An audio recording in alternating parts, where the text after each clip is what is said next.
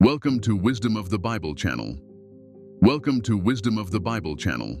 Have you ever wondered if someone you loved, who has passed away, is trying to contact you right now? Some people sense signs constantly, a vivid dream, a familiar song at just the right moment, or a soft breeze during a moment of reflection. Others wait for many years, longing for any sign but never seeing one. Why does this happen? Do souls really pick and choose whom they contact?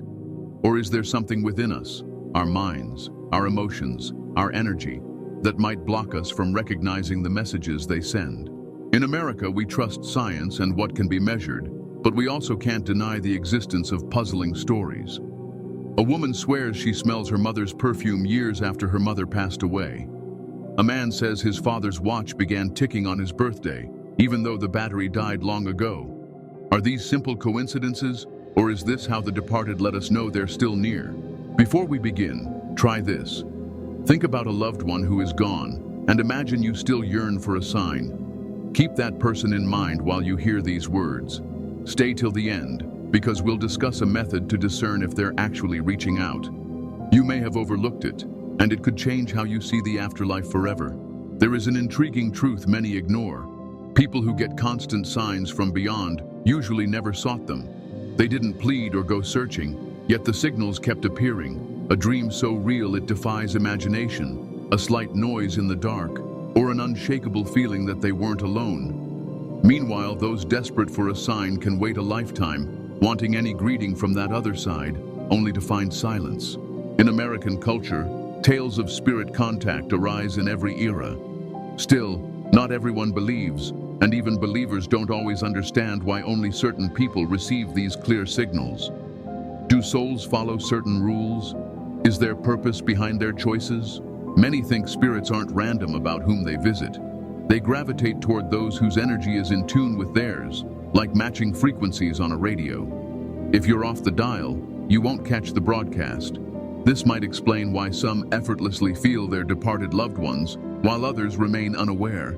It's noted that people who are open-minded or who have experienced a major life event, grief, shock, or a spiritual shift, tend to report more encounters. Everyday life can drown out subtle signs. Yet when we quiet our minds, we start noticing them. Perhaps you've had signals already but brushed them off as chance. So how do souls decide who receives contact? Certain researchers point to three factors: emotional state, spiritual openness, and unresolved ties between the living and the dead. Emotions shape our readiness.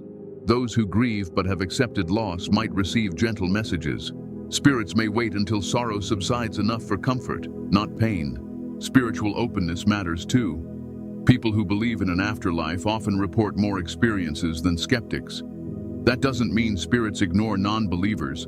Perhaps skeptics dismiss any odd happening as coincidence or imagination. A midnight creak is just the house, a sudden chill is just the draft, and a dream is just the subconscious. But what if they pause to truly consider another possibility? Finally, unfinished business can draw a soul back.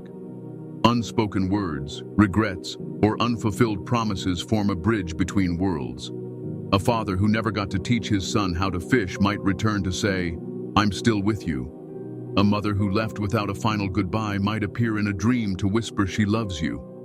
These stories resonate across America, from a soldier sensing someone beside him on the plane home, to a widow discovering her late husband's stopped watch ticking again on their anniversary, to a small child relaying a message from a grandmother he never met.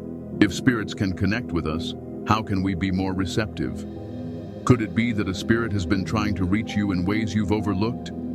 Perhaps the real question isn't, "Are they here?" but "Am I prepared to listen?" Emotions can obscure these signals, and fear or doubt can push them away. One crucial aspect is a person's emotional health. Deep mourning can block signs, not because the spirit refuses contact, but because grief can mask subtle cues. Once acceptance dawns, many notice the presence that was there all along. But our mindset also plays a part. A closed mind might disregard undeniable signals as mere coincidences. Unfinished connections sometimes tug a soul back. If someone left with words unspoken or tasks undone, they may try to bridge that gap, to reassure loved ones or deliver a final message. Some say a father returned to show the son he still cared, or a mother soothed her children's pain by letting them know she was near. Energy sensitivity can also determine who sees signs. People with strong intuition or who notice subtle changes often grasp spirit communication better. Still, even a skeptic can be surprised by an unmistakable event. A man who didn't believe in spirits saw white butterflies in winter, just after losing his mother. A woman found her husband's broken watch running again. These incidents can completely shift one's perspective. So if you've never felt a sign, it may not mean they haven't tried to contact you. Maybe you were waiting for something dramatic, like a visible figure or an audible voice, while their true signals were small but meaningful. Think of every odd moment. Did you ever feel someone next to you though you saw no one? Did a timely song play exactly when you needed it? Did you stumble across a cherished item just as you were missing them? Such things might not be random. They could be gentle reminders. I'm still here. Many say it's easiest to feel a spirit's presence during certain times or in certain places. Dawn or dusk, for example, when our minds sit between sleep and wakefulness, might blur the borders of two realms. Some people stir at 3 a.m., sensing someone is near, a time long known as the spirit hour. Important dates, anniversaries, birthdays, or holidays can intensify this presence too, because strong emotions and memories forge a connection. Some see their parents' favorite music box start playing on a significant day, or sense a nudge on a wedding anniversary. Are these coincidences, or are they a silent, "I'm still with you"? Location also matters. A cherished family home, a familiar garden, or a beloved chair might hold powerful memories that help you feel a spirit close by. Some sense someone beside them in a quiet hospital corridor, or while revisiting a special coffee shop. It's often not about visiting cemeteries at midnight, but about staying open to any time and place where the bond feels strong. Spirits seem to favor subtle methods of contact, a dream that feels more real than usual, a feather appearing out of nowhere, a sudden aroma of their perfume. Others speak of flickering lights, radio switching on, or a phone ringing with no caller. We might chalk these up to chance, but for many, they're unmistakable messages from someone who still cares. When souls reach us in dreams, they can deliver comfort or warnings that don't require words, just impressions or emotions. The intangible becomes real, leaving you certain it wasn't just your imagination. Or, you could discover a note in a book, long forgotten, with your loved one's handwritten words. Sometimes children sense things grown-ups can't. A toddler chatting with an invisible friend describes a grandparent who passed before the child was born. Or a stranger you meet might say something your loved one used to say word for word. If you haven't noticed any such signs, it might simply mean you haven't recognized them yet, or your heart isn't in a place to accept them. How then do we open ourselves to receiving messages? One step is to create calm, whether through a personal space or meditation, to quiet the mental chatter. Another is to speak to them, out loud or in your mind, with genuine warmth. Ask questions, share concerns. Then see what you notice in the days that follow. Signs might turn up in small but meaningful ways. Try not to dismiss tiny oddities. A random bird near your window at an unusual hour might be more than a fluke. A familiar scent with no obvious source could be an embrace from beyond. Keep cherished mementos close, a locket, an old photo, or a watch, because focusing on them sometimes helps you sense the one who passed on. Light a candle if you wish, or simply open your mind. Fear and doubt can block a soul's gentle approach. They don't come to frighten us, they come to offer love and support. Remember, being open doesn't guarantee huge manifestations. Often, it's the subtle details that matter most. So the question remains, are we truly willing to listen? Perhaps your loved ones have been trying to reach you all along, through humble signs you viewed as coincidences. If we accept the possibility, we might notice their touches of reassurance at the moments we need them most. Even though spirits cannot speak through the usual means, their quiet messages might be everywhere. A random dream, a humming radio, a soft whisper in the stillness. Those who pause to really pay attention often find that the spirit of a loved one never fully left. They were there, quietly waiting for us to see. Reflecting on how souls might choose who receives signs has changed the way I look at life and what lies beyond. It strengthens my belief that love continues, even after we've parted physically.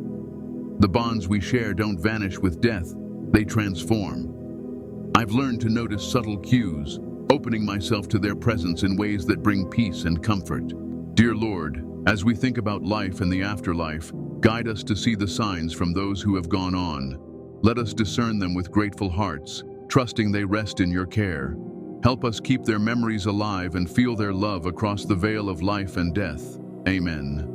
Many believe a soul can remain restless if there are strong, unresolved emotions, either on our side or theirs. Pain, guilt, or denial might create an energy that holds them here. If that bond is too tight or filled with sorrow, it may hinder them from crossing over fully. They feel our anguish and stay nearby, hoping to ease it. In this way, letting go isn't an act of abandonment, but a gift of release, for them and for us. The deep attachment can offer comfort at first, but too much longing can trap a soul between worlds. Gradually, acceptance and forgiveness lift that barrier, allowing both the living and the departed to find a gentle peace. Unfinished issues also keep them close. A life cut short without farewells or final words can make it difficult for them to advance. Sometimes they linger to protect, to resolve an obligation, or simply because they sense our need. But when fear or regret locks them here, it causes mutual pain. It's why part of love is learning to say goodbye when the time comes. Our thoughts and emotions can pull them back. In many traditions, it's taught that energy and memory bind the soul to this realm if we cling too fiercely. That's why many spiritual practices emphasize releasing them with understanding, remembering fondly yet acknowledging they must continue onward. This acceptance can bring calm to both sides, freeing them to move on. The act of letting go does not mean forgetting, it means allowing love to transcend the physical. By performing rituals, lighting candles, praying, or visiting a place they cherished, we express gratitude and release. When these deeds come from a sincere heart, they ease a soul's passage and soothe our own hearts too. When such issues remain unresolved, a soul may linger indefinitely, sensing our torment and being unable to rest fully. Accepting death and releasing them, while keeping their memory alive, marks a healthy path forward. Mourning has no set deadline, but slowly, tears transform into gentle remembrance, and the spirit can find peace. If you carry unspoken words of apology or expressions of love, it's never too late to say them, either in prayer, meditation, or even quietly in your mind. These energies reach the soul, helping close circles left open. Guilt or regret can become a chain. Freeing yourself from it also frees them. Ultimately, learning to let go of someone's physical presence honors their life. We cherish their lessons, their laughter, and that invisible thread of connection that never breaks. We heal when we see letting go not as losing them, but as loving them in a new way, one that grants them rest while letting us embrace life once more. Thank you for spending time on these reflections. May they bring solace to those dealing with loss.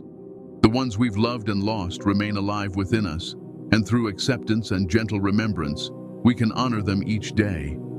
Even though we can't see their faces, their presence lingers in our hearts and actions. Love never truly ends. Hello, dear viewers. Thank you for watching our channel, Wisdom of the Bible.